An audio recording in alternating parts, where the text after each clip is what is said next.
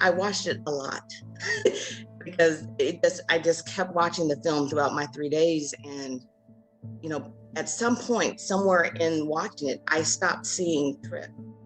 And I just saw a little brown boy that had questions and wanted to understand the world that he was living in right now and what he could still be. And I saw little brown boys and little brown girls asking that question, July 2020. I think we were all asking questions July 2020, let alone an 11-year-old boy. So.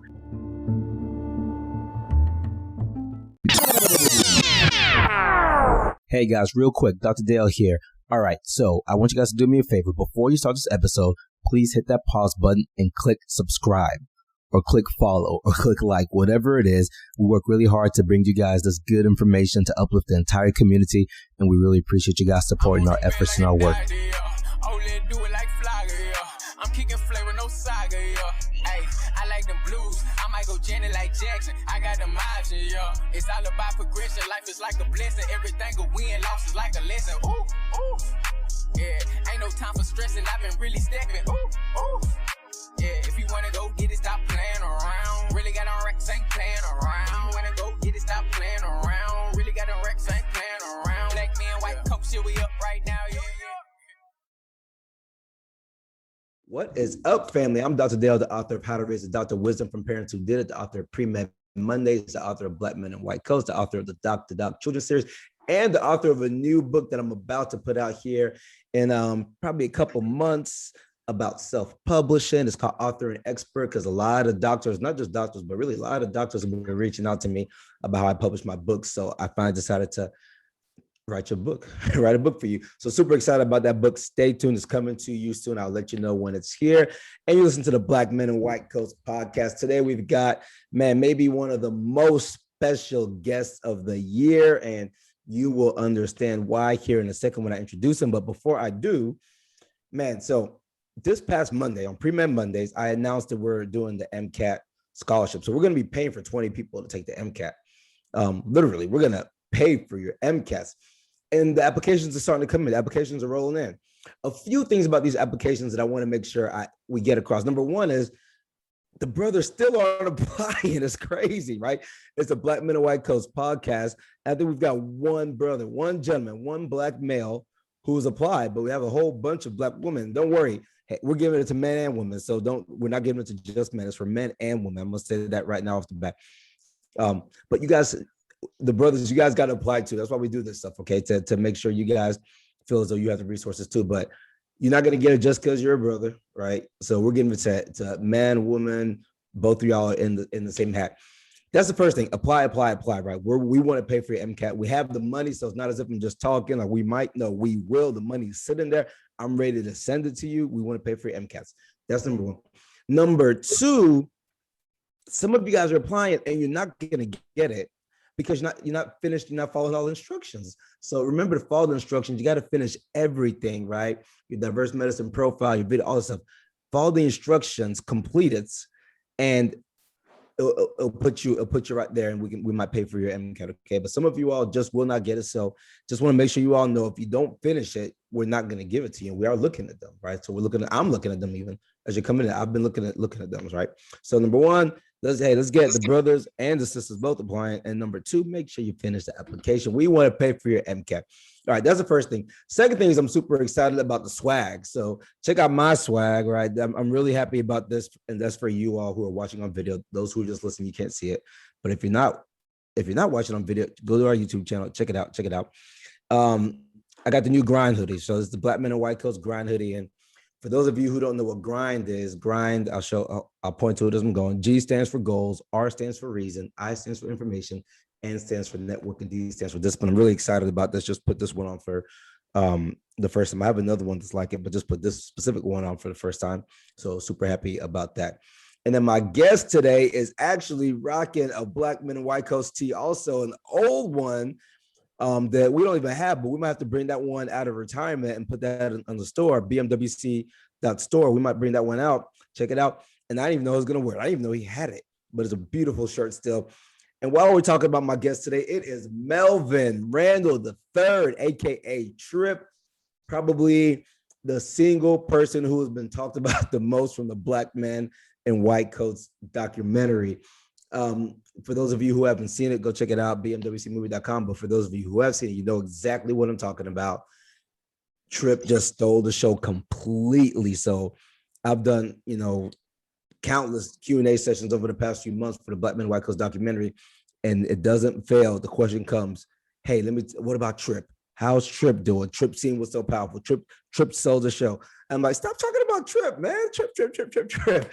But he's a great kid, man. And I've known Trip now for a couple of years from the Black Men in White Coats Youth Summits, viral videos, and overall just a great kid. So I personally asked him to come join me on the podcast and give us an update. And I got some questions that I wrote specifically for Trip. But before that, Trip, say hello to Black Men in White Coats audience. And how are you doing, man? Hi, I'm doing pretty well. It's been a couple of good months because we're in pandemic, and well, we've celebrated a lot of birthdays over the past month. And it's been real fun inside the house and doing work. So with the pandemic, are you able to get out and kind of stay active, or is it kind of just kept you stuck in the house? Yeah, me and my friends text a little bit, and we usually go to a park where we're all just playing football, soccer, or a little bit of basketball. Well, I got to be a little bit of basketball. Basketball is the best sport, Trip. Basketball is the best. All right, my friend. So, first of all, thank you, man. I know it's a school night. You got stuff to be doing, and we're recording this on a school night. So I just want to say thank you for a lot of stuff, for coming to the summits. Thank you for being in the documentary film, and thank you for taking the time to do this tonight. You probably, I didn't realize it when we had you in the film. You probably didn't realize it. Nobody realized the impact that you were going to have, and we'll talk about that here in a second. But I got some questions for you. Let's start with just a fun one. Okay, the first question I got, and I got them on my phone here, is what are 3 cool things that happened to you in your life since the documentary came out? Any cool things since the documentary came out? Well, all my family's seen the movies and they talked to me about it, and we have gone into me and my mom have talked about like going into mentorship, and me and my sister have played a lot of doctor stuff with the Legos. I've made paddles again. Oh man, I remember that. I remember I saw the picture. You made the defibrillator paddles with the Legos, and you were zapping your sister. That's but that's a cardiologist. If I remember, you wanted to be, well, it doesn't have to be a cardiologist, but you wanted to be a neurosurgeon. Is that right? Is that still the plan? Has that changed? No, it has not changed at all. So tell me why a neurosurgeon? What, you're, how old are you? 12. You're 12 years old and you want to be a neurosurgeon. When I was 12 years old, I just wanted to play basketball. I didn't think about anything else. But you're 12 and you want to be a neurosurgeon, a brain surgeon. First, where did that come from? What led to brain surgery? Well, the brain's very fascinating and it has a lot of quirks and fun things in it, where how you can memorize stuff and how the brain functions. Yeah. Good answer. Very true statement. I wanted to be, I thought about neurology. Surgery wasn't something that I really cared for. When I did med school, you get to do all these different rotations. And when I did my medical school rotations, it just wasn't for me. When I was doing my surgery rotations, I personally would just get super bored, just standing there for hours and hours and hours. Like we have to do what's called retract. So we have to hold things open so the surgeons performing the surgery can actually do the operations, and retract and just kind of turn me away from surgery. But, if I would have got to be more involved, I probably would have liked it more. So that's cool. All right. So a couple more questions for you. Or not a few more questions for you, Trip. Do any of your friends want to be doctors? I think you and I have talked about this in the past, but do any of your friends want to be doctors? Not that I know of right now. At this moment, not that I know of. So what made you want to be a doctor? What's different about your friends and you? Why is it that you decided you wanted to be a doctor at a young age, but your friends aren't thinking about that?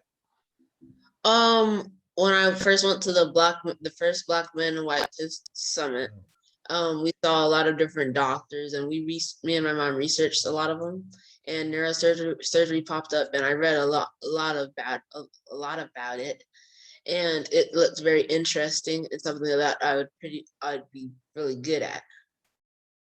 So before the Black Men in White Coats Summit, you weren't sure you wanted to be a doctor? Yeah. Oh wow, that's cool. I didn't know that. That is a success. I like that. I like that. Um, so I mentioned this a little bit at the start. What kind of impacts do you think you're seeing in the documentary? It's a tough question, but what kind of impact do you think your specific scene in the documentary has had? I think it's changed a lot of way people think about how kids do think about things sometimes, and how they know what's going on.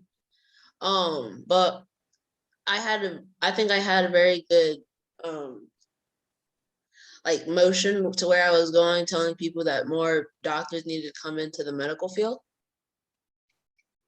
Yeah, that's huge. And I mentioned at the start, I didn't know that scene was going to be that huge.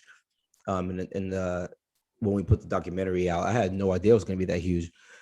And man, if I had to, I don't know, that might be the single most important scene in the documentary in terms of having that impact. Because, like you said, Trip, it let people know the way kids are seeing the world. Let people know what kids are thinking, what you're going through, things of that sort. And then some of us, we get to a certain age and we kind of forget, and we have a hard time relating to the mind of an 11-year-old, a 10-year-old. But when you put that out in the film, you kind of shook us and you had to start thinking about, wow, kids are understanding what's going on. And for those of you who haven't seen the documentary, a lot of this happened, soon after the George Floyd killing, and then the COVID pandemic was just taking off, right? So that's when we interviewed Trip, and there were a lot of emotions for everybody, and Trip was able to convey them in a certain way that I would not have been able to convey. And the way Trip got that across to people really resonated.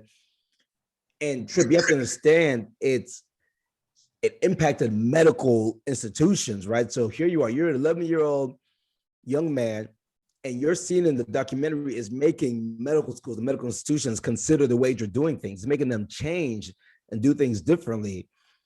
How does it feel to you to know that your scene is impacting medical schools? I can tell you that I'm not just guessing it's impacting medical schools. This is what they tell me, right? So I talk to all these medical schools across the country. How does it feel to you to know that your scene is doing that, having a real impact when you're only 11 years old?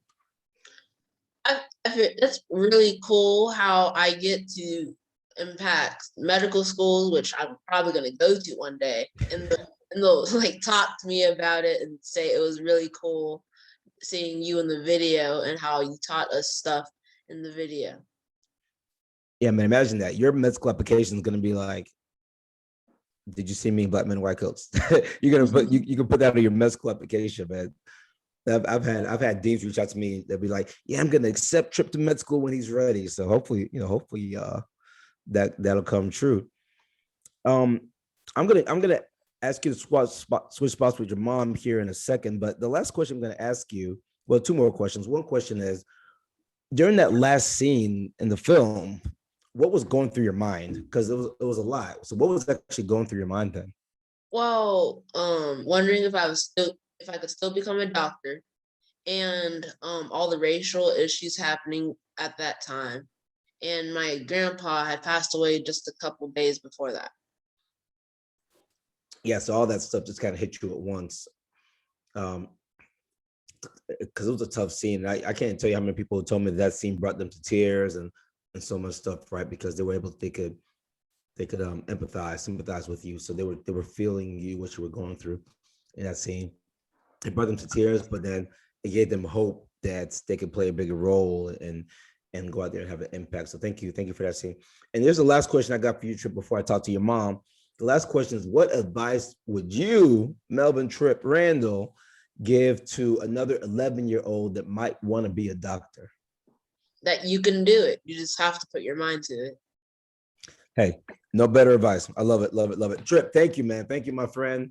It's always great catching up with you. I love the shirt, man. I love the shirt. Beautiful shirt. I don't know whose idea the shirt was, but hey, great idea.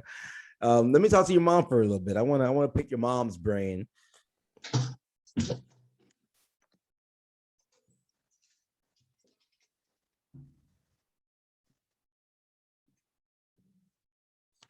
Up. Hey, Mom, how are you? I'm good. I'm good. To the audience, this is Mrs. LaToya Randle, the mother of Melvin Randle III, aka Trip, and she is Phenomenal. Phenomenal. Wait, hold on. Are those pearls today or no? It's pearls every day. Okay. All right. Any day that ends with Y, they call it pearls. Well, for those who might not know, why don't you explain why you love the pearls so much? Pearls have a lot of meaning for me. So the pearl itself, it's unique, every last one of them, just like ourselves, and they're naturally beautiful. You don't have to do nothing to them. They come out the way God wanted them to be, just like how he wants us to be, walking our purpose. So that's the real soul of it. But it branches off into the fact that I'm in a lot of organizations that pride themselves on pearls. And, it meant a lot to my sister who lost her battle to breast cancer. Oh, well, thank you for being here too. I'll say that before I get picking your brain, and thank you for really just everything you do, for being of course you're going to be a mom because that's your job, right? But for being a model, for being a model to other people. So other moms watch the film and they see Miss LaToya Randle, and you give them a certain sense as to things that mothers can do to help their kids achieve their goals. When they see you sacrificing and doing the things you do for your child, you and your husband, of course, doing the things you do for your child. So thank you for being that model, and just a great family for not just the Black community, but for all communities. My pleasure. So about trip scene, I would, before I ask any specific questions, I'll be quick and just throw it out there to you about trip scene. How do you feel about that scene?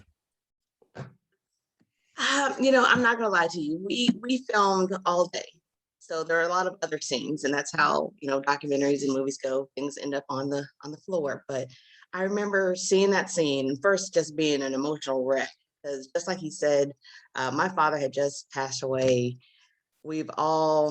I'm in the medical field. I think I had just taken my first day off, like on Mother's Day, after that start of the pandemic and everything. So it was very emotional. And when he started talking, everything was going well. And then it just turned into, what you saw. And at first I was like, oh, that's my baby. What's going on? And my heart was breaking me. And I wanted him to get his thought out, so I didn't want to stop it, because obviously, he needed to say what he had to say. So it definitely took me for a loop, because we had a lot of discussions. We talk all the time. So to see it kind of come full circle in front of a camera, it was challenging. It was hard to see, but it was supposed to happen like that. Yeah, and I mean it was hard for us, and I think you and I, we discussed this before. We weren't going to put it in the film, right? So we were like, man, let's not put this in the film. I don't know if he was 10 or 11 at the time when he filmed it, but he's a young man. It's a very sensitive thing that's happened here. Let's not put in the film. But then we sent it to you. So you guys were like other than those of us who made the film, you guys were like the first people to watch the film. I'm not sure if you knew that, but because we weren't going to put it out until you saw it and you okayed it. But we sent it to you, and you wrote back like, Dr. Dale is great. We love it. We're full support. And when you wrote that back, of course I knew then it was okay. Let's leave in the film. But more importantly, it made me realize the impacts that it might be able to have, because if the mother could look at that and see, because you're the moms, right? So you're going through that emotion with them. And if you could see through that and see kind of the power, so that means that you realize that it could actually go out there and change other people's lives. Right. I'm not gonna lie, the first time I saw it, even though I was present for the film, and the first time I saw it, I cried. I cried like my heart was being ripped from my body, because it felt like it was. No one wants to see their child hurting in any way, whether it's physical, emotional, what have you. So it was just hard. And I remember my husband and I were just looking at the screen, and it's like, oh my goodness. I wanted to reach in there and hug him.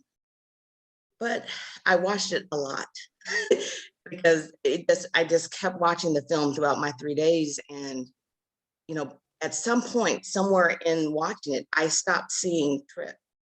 And I just saw a little brown boy that had questions and wanted to understand the world that he was living in right now and what he could still be.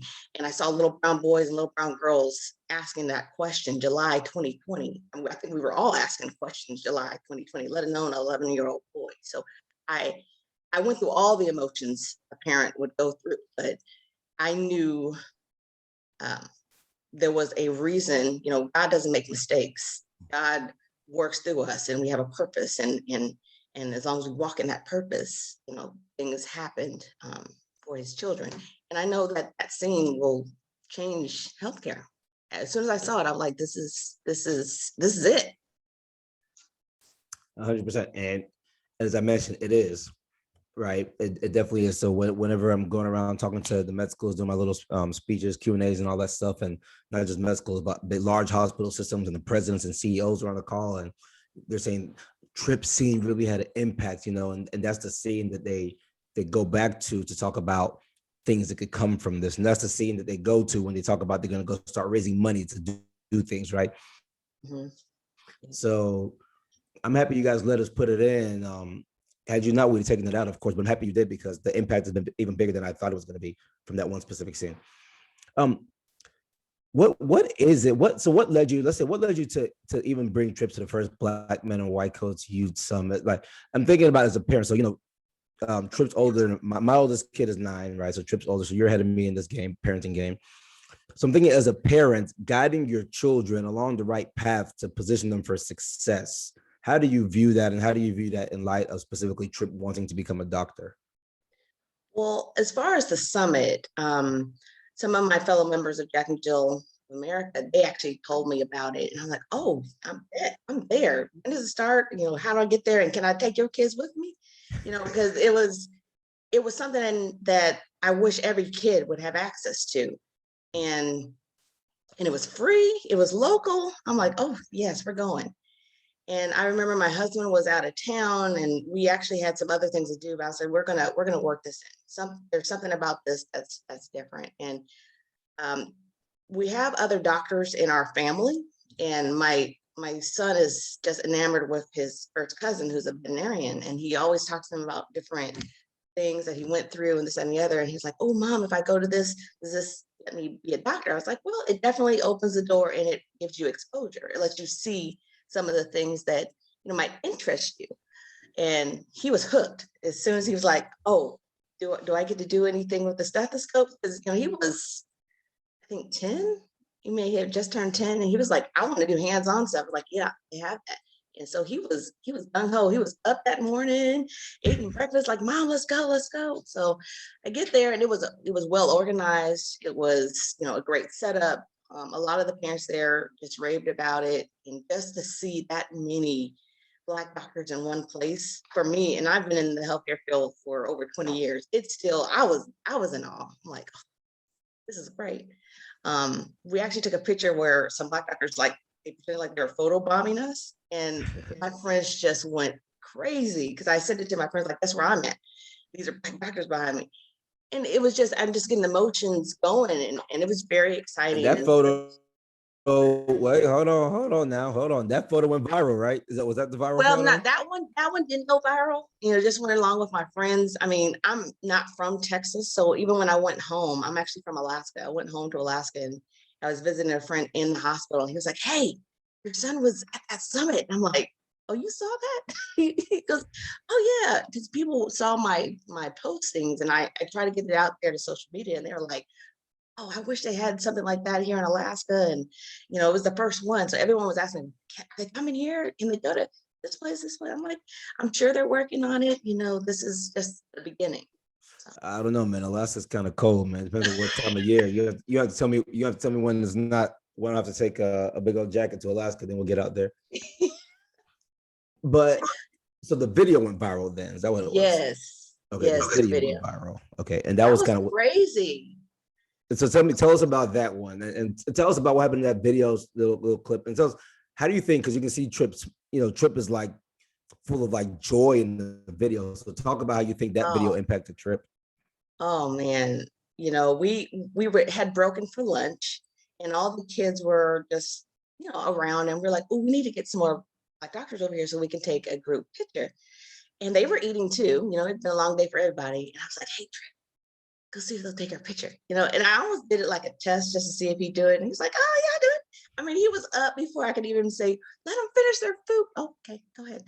So he walked on down there, and they didn't even bat an eye. They were up, they were coming, all of them just came. And I know one of the other moms was like, how'd you get them all over here? I said, Trip did it.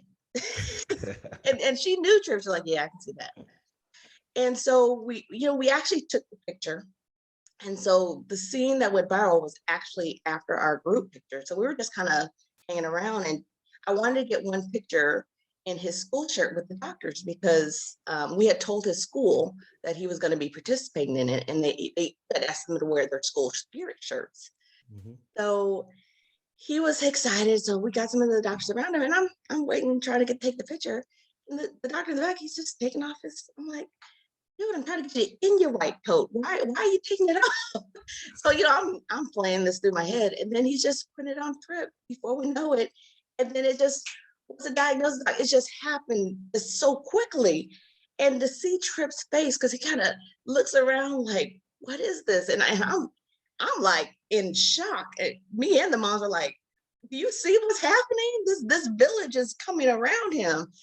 It was so much bigger than that scene. And it was just spontaneous. And that was the beautiful thing about it, is that nothing was planned. And those fellas just fell in that rhythm and just all chimed in. And Trip just was on cloud 9. He talked about that video all night. It's like, Mom, did you send it to Auntie? Did you send it to so-and-so? Did Grandpa see it? Because he was just like, Mom, I was right there. I said, I know, I was there too. I saw that. But he just was elated. And he talked about it all weekend. Not only just that video, the whole summit, but the video was just like the icing on the cake. You're just like, oh. See, that's an amazing joy. And I wonder how we get other young children to have that same type of joy. Maybe not even for medicine, but definitely, I'm biased, right? I want them to like medicine, of course. Right. But how do you just get kids to have that? Because if you watch, anybody who hasn't seen the video, I don't know where it's online somewhere, but if you can see the video, the joy in his face, like you can just tell, like he's like, yes, like I wonder how you get kids to get that. How do you get kids to have that passion for something the way? And I don't want to be the one who's like putting pressure on Trip. So I don't want Trip in 10 years feel like he has to go into medicine because he was a kid who sparked the Black Men in White Coats film, or because he was at the summit. So I'm not going to be the one to put that pressure on him. But you can see it. You can see it that he wants that, right? You can see it from the video. So how do you get kids to get that same feeling that Trip has? I'm all about exposure, because I didn't know that was going to happen, but I brought him there. And if I had not brought him there, it would have never happened. So it's all about getting in front of your children, the idea that they can do this, or they can see this and obtain these goals that they have. And, getting them excited about anything that's actually at this day and age not a video game is a challenge right now. So I think just getting them out there, and as a parent, just taking a step like, hey, maybe this lawyer thing might be his thing, or maybe going to this particular convention might be his thing. I'm out there putting my kid in everything, and something might stick, something may not. But he can look back and say, my mom had me in everything, which I do, and there's a purpose for that. And my mom was the same way.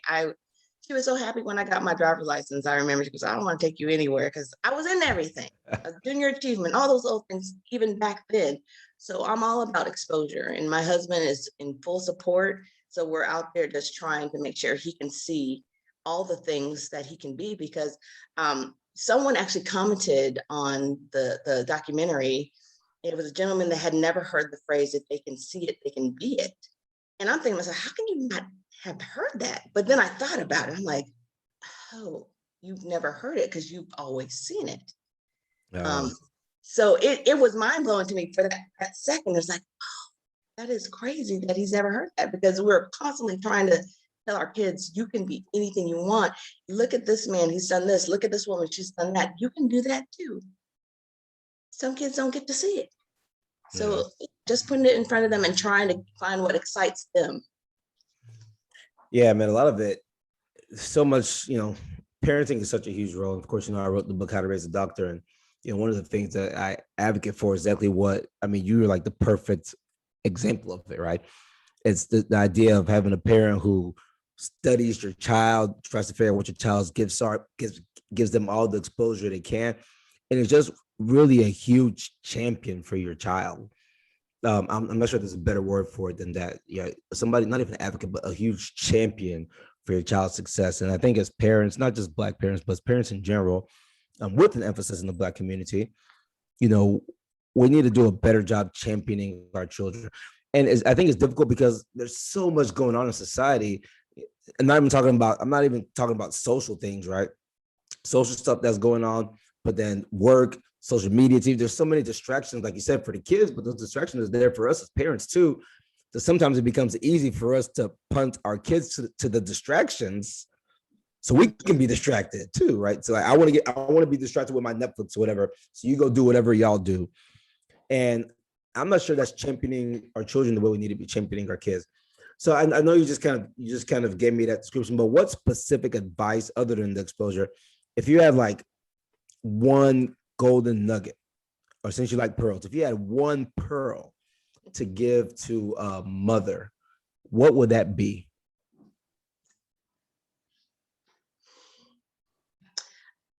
It's kind of cliche, but I would have to say you need to listen to your child. Even at a young age. I also have a 5-year-old who is a very strong-willed girl, but you need to listen to your child because they're talking, they're listening, and they're seeing. Just like in the documentary, Tripp had seen everything those last 4 months of the protests to the just being quarantined. All of that he was seeing it all through the eyes of an 11-year-old. He was talking. So your children are talking. So listen to them. Listen to their hopes, listen to their dreams, listen to their fears, listen to what motivates them, listen to what makes them sad. Because all of that is how you learn your child. Because I always tell people, I'm a good parent, but I may not be a good parent to your child because I know my child. So you know your child, you know what makes them tick, you know what makes them, wake up in the morning wanting to do things. But you have to stop and understand that they're little human beings. They need that attention and they need to be heard. I love it, man. And on that note, that is a message for today's episode. Listen to your child. Miss LaToya Randle, the entire Randle family, Melvin Randle, aka Tripp, who's the star of the Black Men and White Coats documentary. Thank you all. Really appreciate the time and for you all being the model family for the documentary. You guys really brought it home, brought the message home, brought the point home. So thank you guys for doing that for not just Black Men and White Coats, but for the entire community that we serve. To the listeners out there, do me one favor right now, just one. I'm not asking for many, just one. Go to our YouTube channel and subscribe to our YouTube channel. We're just now trying to get it growing. We need as many people subscribing. So, we do our best to put out good, excellent quality content like this episode here and all the other episodes we put out. We're trying to give you guys great information to help you be successful, to help the community be successful at large. So I'm just going to ask if you all could just subscribe to our channel. So when we put the videos out, you guys know about them. That really helps us out tremendously. If you want the swag, check it out, bmwcstore.com for the PreMeds, PreMedMondays.com. Man, I can't remember all the stuff I'm supposed to say. It's just a lot of stuff. Just look in the description down below. We're going to put the links down below. And, thank you guys so much for rocking with Black Men and White Coats. We love you guys, and we'll see you next time. I'm kicking flavor, no saga, yeah. Hey, I like them blues. I might go Janet like Jackson. I got them options, yeah. It's all about progression. Life is like a blessing. Everything a win, loss is like a lesson. Ooh, ooh. Yeah, ain't no time for stressing. I've been really stepping. Ooh, ooh. Yeah, if you wanna go get it, stop playing around. Really got on racks, ain't playing around. If you wanna go get it, stop playing around. Really got on racks, ain't playing around. Black men, white coat, shit, we up right now.